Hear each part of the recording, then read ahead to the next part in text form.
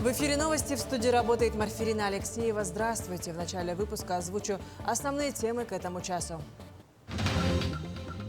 Более 9 тысяч якутян проголосовали за объекты благоустройства. Какие пространства Якутска участвуют в голосовании? Булунский район принял эстафету «Знамя Победы» у Жиганского улуса. Церемонии передачи и куда отправится символ Победы дальше. Ученики Уснерского центра развития детского творчества «Пегас» получили сертификаты профессионального обучения о новых возможностях опережающего развития. Беспилотные летательные аппараты запретят запускать в Якутске на период мероприятий к 80-летию Великой Победы с 1 по 12 мая.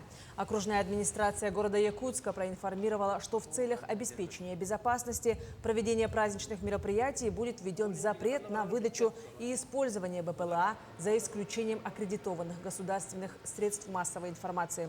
На проспекте Ленина будет организован масштабный культурный фестиваль «Проспект Победы», где пройдут различные мероприятия, посвященные Дню Победы. Кульминацией фестиваля станет вальс Победы, в котором примут участие 7 тысяч пар. В столице Якутии впервые с начала спецоперации состоится праздничный салют. В Якутии юридическая помощь бойцам СВО и членам их семей оказана по более 1000 вопросов обращений подопечных.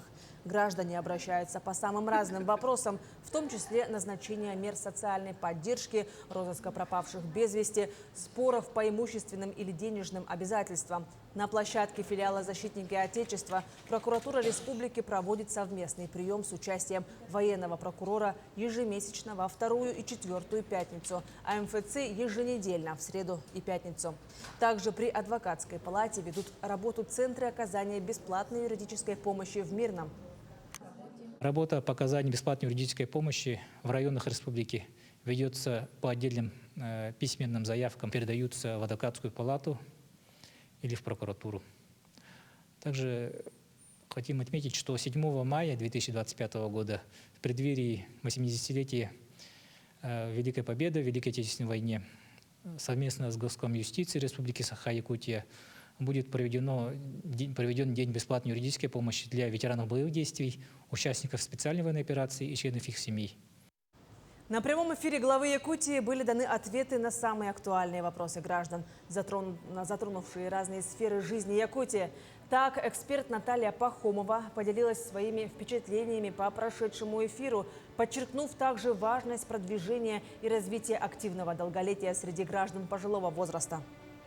Республика Саха-Якутия – это один из регионов, которые на основании альтруизма, добродетели организовали самостоятельно активное долголетие.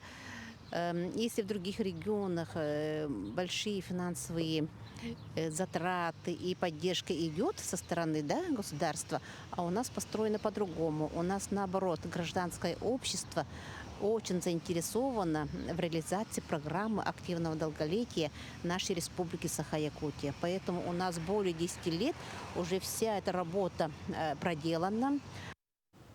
Более 9 тысяч якутян проголосовали за объекты благоустройства. В голосовании участвуют 76 территорий из 34 населенных пунктов Якутии. В Якутске были выбраны 8 объектов. Это сквер имени Гагарина, обнаженные сердца на Талом озере, строителей и сквер павшим воинам-якутянам под Ржевом. Кроме этого, кандидатами стали набережные озера Щорса, Сергелях, а также Теплого и Белого озер. В этом году путем онлайн-голосования будут выбраны 3 объекта, которые получат финансирование на благоустройство. Отдать свой голос может любой гражданин старше 14 лет. Голосование продолжится до 12 июня. Как можно проголосовать? Граждане каждый год принимают участие, поэтому я призываю, чтобы они активно приняли участие. Надо голосовать через сайт «За город среда». То есть через госуслуги. Конечно, немножко требует активации, сложная процедура немножко для граждан, но надо дать свой голос, чтобы выбрать, какие же объекты будут благоустраиваться в 2026 году. То есть это голосование, что будем строить, зависит только от горожан. Так что я всех призываю проголосовать за тот объект, который поддерживаете.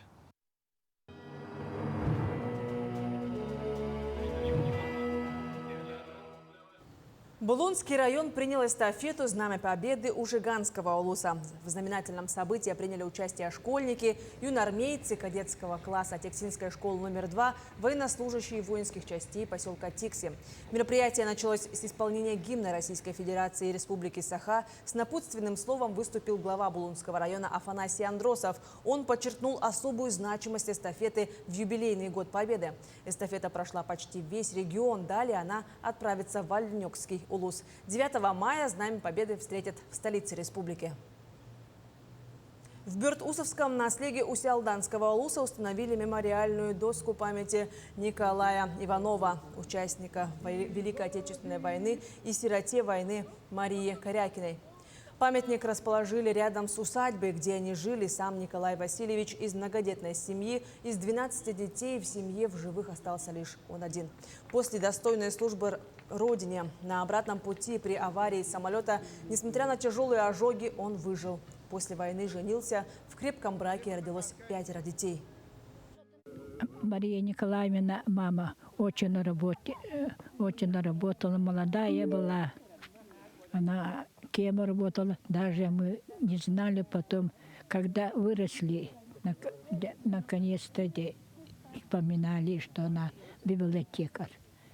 И дружно, честно работали, жили хорошо.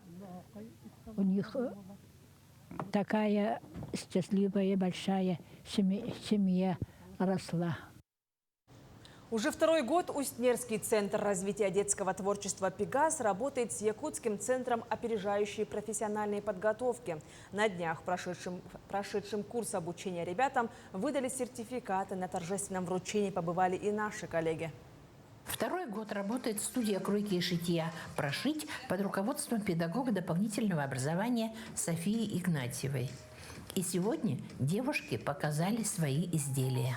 Это было от начала до конца подготовка выкройки, точнее поиск выкройки, подготовка выкройки, подбор ткани, раскрой ткани и так далее, и так далее. Это было все делали не сами, но под моим руководством. То есть все равно, конечно, я тыкала, что куда, где, зачем, почему, но все равно полностью сделали они. Швейное дело – это давно уже не только фабрика. Это и экологичная мода, и индивидуальный пошив. Люди все чаще выбирают уникальные вещи, созданные с душой. Мне очень нравится шить. И я думаю, что это в жизни очень пригодится. Нам сказали, что если подождать до 9 класса, то можно отправить сертификат и получить свидетельство. Я научилась шить юбки, косметички, пеналы. И мне очень нравится. Сначала как бы у вас, знаете, такие мысли, что сначала сложно все кажется, а потом постепенно привыкаете, и у вас это получается. Мне понравился результат. Видеограф – это не только востребованная, но и очень интересная профессия. Попробовать свои силы в этом деле решили 19 учеников. Монтировать видео не так легко, как оказалось на первый или на второй взгляд. Монтирование видео очень сложно. Мы, когда монтировали видео, даже маленький фрагмент, несколько секунд он шел, мы монтировали несколько часов. И в этот день ребята, получая сертификаты и веря в себя, сделали первый шаг к своему будущему. Пусть у них все получится. Светлана Поцелуева, Андрей Неустроев, Усть-Нера. В День республики в городе Вилюйске прошел отчетный концерт победителей конкурсов учащихся ДШИ имени Жиркова. Это традиционное мероприятие, которое служит подведением итогов учебного года и показателем достижений обучающихся. В этот день развернулась выставка работ учащихся художественного отделения, а со сцены звучали произведения классиков и современных авторов. Во втором отделении концерта состоялась премьера музыкального спектакля Захара Степанова «Сказки старика Серкен Сехене». Музыкальный спектакль «Сказки старика Сехене» не раз исполняли мастера Якутского театра оперы и балета. А сегодня впервые в истории постановки спектакля ее героями станут сами дети. Пусть они еще не профессионалы, но их искренность и энергия – это то, что делает каждую роль уникальной. Безусловно, это трудоемкая каждодневная работа наших преподавателей дала возможность юным артистам почувствовать себя частью большого искусства. Ко Дню Республики детская школа искусств Алекминский устроила показ кукольного спектакля «Тойон Джулустан» на золотисто-гнедом коне с темной звездочкой на лбу. До начала спектакля проделана огромная работа. Долгое время готовили куклы, обрабатывался и адаптировался под показ детям текст Аланхо. Подробнее далее. В конце января мы рассказывали, как в школе искусств дети и педагоги создали кукол своими руками. И вот что из этого получилось. Джулустан на золотистом гнедом коне с темной звездочкой на лбу. Со спектаклем, премьера которого состоялась в марте, юные артисты побывали у многих.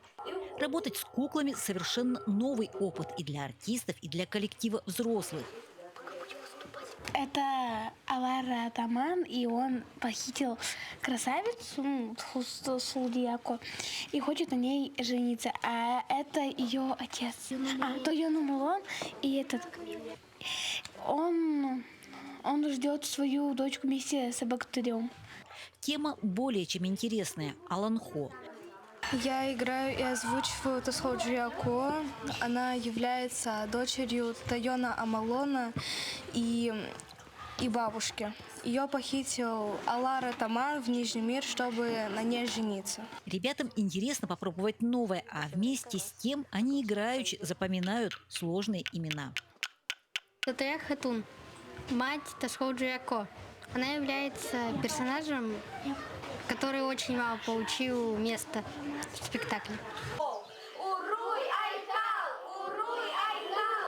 Собственно, главная цель состоит в том, чтобы границы бесценного наследия стали шире и доступнее для всех, чтобы независимо от знания языка люди могли приобщиться к жемчужинам творчества народа Саха. Великий и отважный богатырь Тойон Джулустан на золотисто-гнедом коне. В спектакле нашлось место показать еще много интересного, а ребятишки с удовольствием исполняли песни.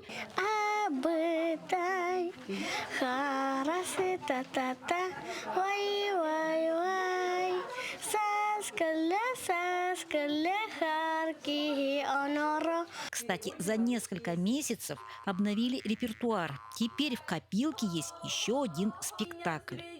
Но о нем подробнее мы расскажем в следующий раз.